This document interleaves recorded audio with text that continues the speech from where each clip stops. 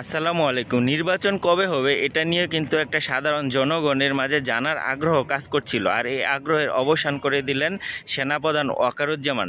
তিনি বার্তা সংস্থা রয়টার্সকে বলেন 18 মাসের মধ্যে নির্বাচন দিলে ভালো হয়। শেখ হাসিনার পতনের পরবর্তী যে কোনো পরিস্থিতিতে অন্তর্বর্তী সরকারকে মূল সংস্কারগুলো করতে সমর্থন দিয়ে যাওয়ার প্রতিশ্রুতি ব্যক্ত করেছেন সেনাপ্রধান ওয়াকারুজ্জামান। তিনি বলেন যাতে আগামী 18 মাসের মধ্যে নির্বাচন হতে পারে সেজন্য তিনি যে কোনো পরিস্থিতিতে অন্তর্বর্তী সরকারকে সমর্থন দেবেন।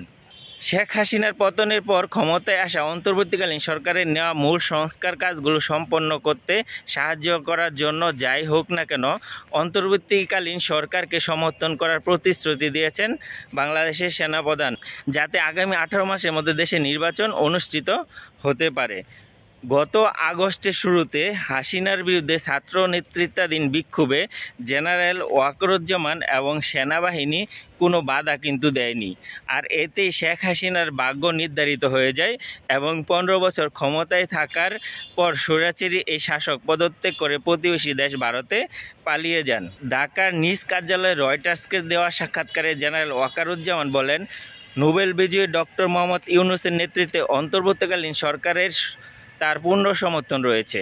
একই সঙ্গে সামরিক বাহিনীকে রাজনৈতিক প্রভাব থেকে মুক্ত করার একটি রূপরেখার কথা জানান সেনাপ্রধান।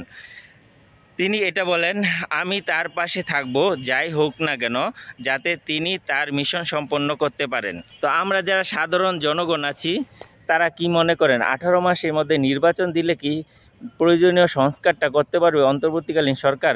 কমেন্টস করে জানান।